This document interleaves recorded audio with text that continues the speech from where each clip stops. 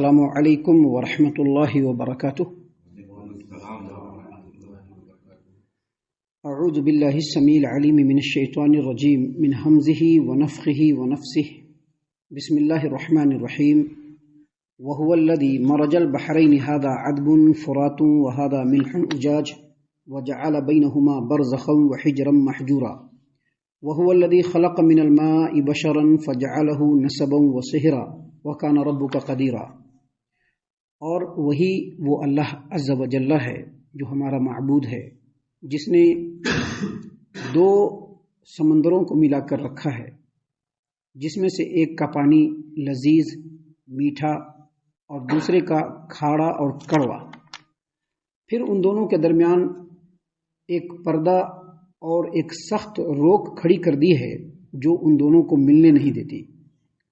اور وہی وہ اللہ ہے جس نے پانی سے یعنی نطفے سے انسان کو پیدا کیا، پھر شوہر و بیوی سے نسب اور سسرال کا سلسلہ چلایا، اور آپ کا رب بہت ہی قدرت والا ہے۔ محترم سامعین کرام، سورۃ الفرقان سورہ نمبر 25 اور اسی سورت سے آیت نمبر 53-54 یہ دو آیات ابھی آپ کے سامنے تلاوت کی گئی۔ دونوں آیتوں کا ترجمہ بھی باذن اللہ بتوفیق اللہ آپ تمام کی خدمت میں پیش کیا گیا۔ سامعین کرام، ان دو آیتوں میں اللہ تبارک و تعالیٰ نے اپنی قدرت کاملہ کی حیرت انگیز مثال بیان فرمائی ہے جو ہمارے درمیان ہے۔ پہلی جو آیت کریمہ ہے اس میں اللہ تبارک و تعالیٰ نے فرمایا وَهُوَ الَّذِي مَرَجَ الْبَحْرَيْنِ، وہی وہ رب ہے جس نے دو سمندروں کو ملا رکھا ہے۔ مرج البحرین، قرآن کریم میں سورہ رحمان میں اللہ تبارک و تعالیٰ نے فرمایا ہے آیت نمبر 19 اور 20 میں مرج البحرین یلتقیان، اس رب نے دو سمندروں کو چلایا ہے، دو دریاؤں کو چلایا ہے ایک ساتھ، اور دونوں ایک دوسرے سے مل کر کے چلتے ہیں، بالکل ایسے دریا ہے، دریا کا دونوں پارٹ ہے، ایسے چل رہا ہے دونوں دریا۔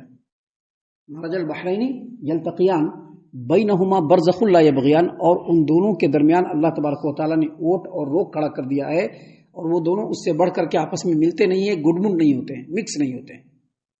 یہاں پر جو مرج کا لفظ ہے عربی لغت کے اندر مرج کا مطلب ہوتا ہے مرجا، اس کا مطلب ہوتا ہے دو چیزوں کا آپس میں اس طرح سے ملانا یا ایسے ملنا دو چیزوں کا کہ دونوں ملے بھی اور دونوں کی خصوصیت اور انفرادیت بالکل برقرار ہے۔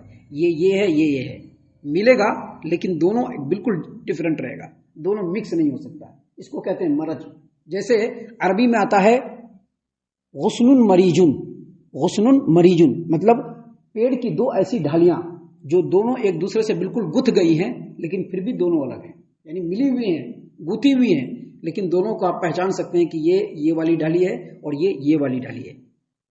یہاں پر اس آیت کریمہ میں اللہ تبارک و تعالیٰ نے اپنی قدرت کی حیرت انگیز نشانی بیان کی ہے کہ اللہ تبارک و تعالیٰ جس طرح سے اوپر سے دریا چلاتا ہے، سمندر چلاتا ہے، نیچے سے بھی اسی طرح سے دریا بہتی ہے۔ اور وہ کیسے؟ اللہ تبارک و تعالیٰ نے اس آیت کریمہ میں بیان فرمایا ہے اور دوسری جگہ پر بھی بیان فرمایا ہے کہ سمندر کے نیچے بھی دریا بہتے رہتے ہیں، دریا کے نیچے بھی دریا بہتے ہیں۔ کیسے؟ کہیں پر بالکل گرم پانی ہوتا ہے اور اس کے ساتھ بالکل لگے ہوئے ٹھنڈا پانی بھی چلتا رہتا ہے، کہیں پر کھاڑا اور کڑوا پانی ہوتا ہے اور اس کے ٹھیک ساتھ لگ کر کے میٹھا اور مزیدار پانی بھی چلتا رہتا ہے۔ کہیں پر نیچے نہیں بلکہ اوپر ہی دو دریا آپس میں بہ رہا ہے، چل رہا ہے، دونوں کی دھارائیں بہ رہی ہے۔ ایک طرف کی جو دھارا بہ رہی ہے وہ کھاڑا اور کڑوا ہے، اور ٹھیک اس سے لگ کر کے جو دوسرا دریا چل رہا ہے بالکل ایسے سٹا ہوا، اس میں میٹھا اور ٹھنڈا پانی ہے، اور دونوں ایک دوسرے سے مکس نہیں ہوتا ہے۔ دونوں کو اللہ تبارک و تعالیٰ نے ایسا بنایا ہے کہ دونوں ایک دوسرے سے مکس نہیں ہوتا۔ یہ ایسی بات ہے، اور اس مثال کو اللہ تبارک و تعالیٰ نے جو دیا ہے آج کے ڈیٹ میں بھی اور آج کے زمانے سے پہلے بھی، جغرافی کے بڑے بڑے جاننے والے اور ماہرین اور اسٹوڈنٹ کو یہ بات معلوم ہے کہ اللہ تبارک و تعالیٰ نے اوپر والے نے سمندر کے اندر ہی، دریا کے اندر ہی دو ایسے دریا بنائے ہیں کہ ایک کا پانی کھاڑا ہے، کڑوا ہے، دوسرے کا پانی میٹھا ہے، اور دونوں بالکل ساتھ چل رہا ہے اور ایک دوسرے میں مکس بھی نہیں ہو سکتا، کیونکہ اللہ تبارک و تعالیٰ نے اس قوت کو چھین لیا ہے۔ سوال یہ ہوتا ہے کہ پانی کی خصوصیت کیا ہے؟ پانی کی خصوصیت یا کسی بھی لکوڈ آئٹم کی جو خصوصیت ہوتی ہے وہ کہیں پر گرتا ہے تو بہتا بھی ہے، اور جس چیز سے ملتا ہے اس کے ساتھ مکس ہو جاتا ہے۔ لیکن یہاں پر دو دریا اللہ تبارک و تعالیٰ نے بہایا اور دونوں دریاؤں کے کو بالکل ساتھ چلایا اور دونوں کے پانی کو ڈیفرنٹ بنایا کہ ایک طرف کھاڑا اور کڑوا پانی ہے، دوسری طرف بالکل میٹھا پانی ہے اور دونوں ایک دوسرے سے مل نہیں رہا ہے۔ یہ اللہ تبارک و تعالیٰ کی قدرت کی کاریگری ہے تاکہ سمندر میں چلنے والے جو ملاح ہوں یا سمندر کے کنارے بسنے والے جو انسان یا دوسری چیزوں ہوں ان کو جو ہے وہاں سے میٹھا پانی مل سکے۔ اب سوال یہ ہے کہ انسان جو غفلت میں پڑا ہوا ہے، اتنی بڑی قدرت کی نشانی کو دیکھ کر بھی اگر اللہ تبارک و تعالیٰ کا فرما بردار نہ بنے تو اس سے بڑا ناشکرا اور نمک حرام کوئی نہیں ہو سکتا ہے۔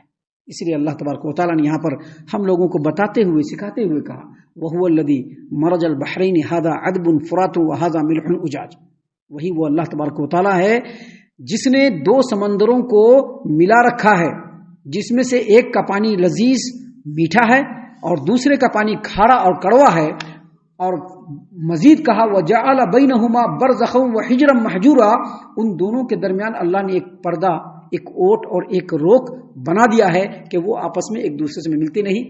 بالکل میٹھا پانی اپنے رو میں بہتا چلا جا رہا ہے، کھاڑا پانی اپنے رو میں بہتا چلا جا رہا ہے اور اتنا لمبا بہتا ہے کہ ایک ملک سے کبھی کبھی دوسرے ملک میں بھی چلا جاتا ہے۔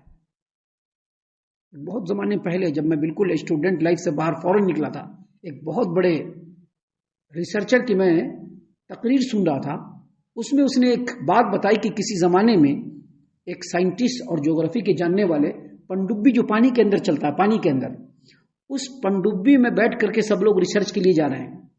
ابھی جا رہے ہیں، جاتے جاتے اندر ہی اندر میں ایک جگہ جاتے ہیں تو وہ پنڈبی جو اندر پانی میں چلتا ہے مشین، وہ جاتے جاتے ایک جگہ پہ رک جا رہا ہے، پھر بیک کر کے پھر لے جا رہے ہیں، پھر رک جا رہا ہے۔ 3 مرتبہ ایسا کرنے کے بعد جو اس میں سائنٹسٹ تھا اس نے کہا کہ دیکھو ایسے نہیں کرو، تم ایک کام کرو، یہاں سے اتنے ڈگری تم نیچے جاؤ اور اتنے ڈگری نیچے جانے کے بعد پھر تم اپنے پنڈبی کو آگے بڑھاؤ، دیکھو بڑھ جائے گا۔ ویسے ہی کیا اس نے، اتنا ڈگری نیچے جانے کے بعد جب وہ بڑھایا تو اس کا پنڈبی نیچے سے نکل گیا۔ یہ وہی آڑ ہے جو اللہ تبارک و تعالیٰ نے بنایا ہے، دو پانی کو مکس نہیں ہونے کے لیے۔ یہ اللہ تبارک و تعالیٰ کی قدرت کی کاریگری کی بہت بڑی دلیل ہے جو اللہ تبارک و تعالیٰ نے یہاں پر بیان فرمائی ہے، تاکہ انسان اس پر غور و فکر کر کے اللہ تبارک و تعالیٰ کے مقام و مرتبے کو پہچانے اور اللہ تبارک و تعالیٰ کی ہی عبادت کرے، اللہ کے ساتھ عبادت میں کسی کو شریک نہ ٹھہرائے۔ سامعین کرام، جو دوسری آیت کریمہ ہے اس میں اللہ تبارک و تعالیٰ نے فرمایا وَهُوَ الَّذِي خَلَقَ مِنَ الْمَاءِ بَشَرًا فَجَعَلَهُ نَسَبًا وَصِهْرًا وَكَانَ رَبُّكَ قَدِيرًا، وہی وہ اللہ ہے جس نے پانی سے یعنی نطفہ سے انسان کو بنایا۔ نطفہ سے کیا بنایا؟ انسان کو بنایا۔ پھر شوہر و بیوی سے نسب اور سسرال کا سلسلہ چلایا، اور آپ کا رب بڑی قدرت والا ہے۔ یہاں پر اللہ تبارک و تعالیٰ نے اپنی قدرت کی کاریگری کے اوپر جو حیرت انگیز قدرت کی کاریگری کے اوپر جو دلیل بیان کی ہے وہ یہ کہ ایک نطفہ ہوتا ہے، نطفہ جو انسان کے ریڑھ کی ہڈی سے نکلتا ہے، عورت کے دو چھاتیوں کے درمیان کی ہڈی سے نکلتا ہے ایک نطفہ، اور اس ایک نطفے سے اللہ تبارک و تعالیٰ انسانوں کو پیدا کرتا ہے۔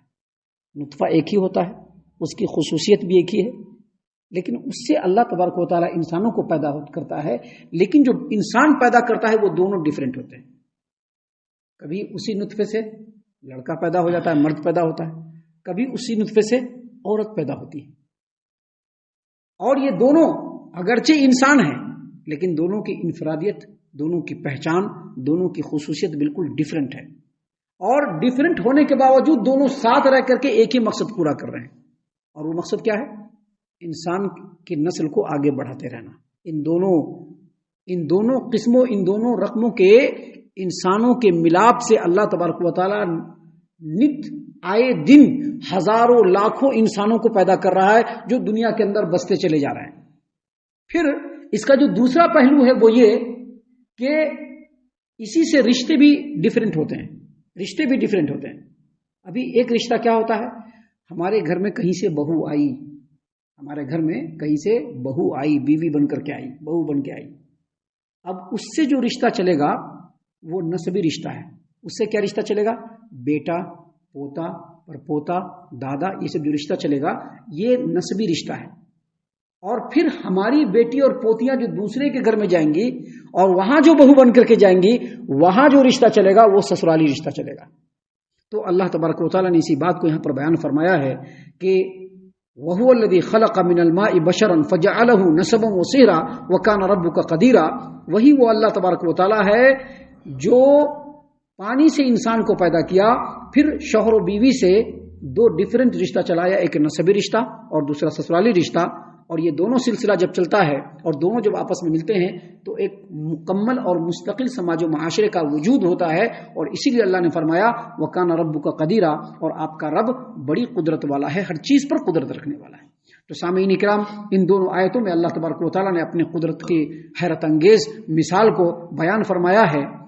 ہمارا یہ فرض بنتا ہے کہ ان چیزوں پر پہلے غور و فکر کریں، اور غور و فکر کر کے دیکھیں کہ رب ہمارا کتنا عظیم ہے، رب کتنا با اختیار بالکل قادر مطلق ہے کہ ہمیں اس رب کو چھوڑ کر کے دوسری کی طرف جھکنا بھی نہیں چاہیے. اگر ہم دوسروں کی طرف جھکتے ہیں یہی رب العالمین کے لیے رب العالمین سے بے وفائی ہے. اور اللہ تبارک و تعالیٰ نے اسی بات کو یہاں پر بیان فرمایا. یاد رکھیے اللہ تبارک و تعالیٰ نے اپنے دین اسلام میں یہ مثال دے کر بھی سمجھایا ہے.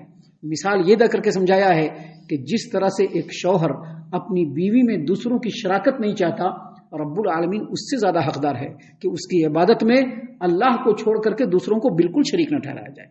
ہم اللہ سے دعا کرتے ہیں کہ اللہ تعالی ہم تمام کو ان تمام باتوں کے اوپر خوب غور و فکر اور تدبر کرنے کے ساتھ ساتھ ان باتوں پر عمل کرنے کی بھی توفیق عنایت فرمائے. آمین. اللہ تعالی ہم تمام کو صحیح معنوں میں پکا سچا مومن مسلمان بنائے، اللہ اور اس کے رسول صلی اللہ علیہ وسلم کی اطاعت و فرما برداری کرنے والا بنائے، صحابہ کرام رضی اللہ عنہم کے طریقے پر چلنے والا بنائے، جنت الفردوس میں جگہ عطا فرمائے. اے اللہ ہم تمام کو جہنم سے پناہ دے.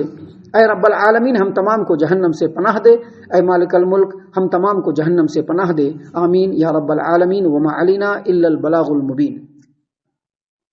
تبارك الذي نزل الفرقان على عبده ليكون للعالمين نذيرا.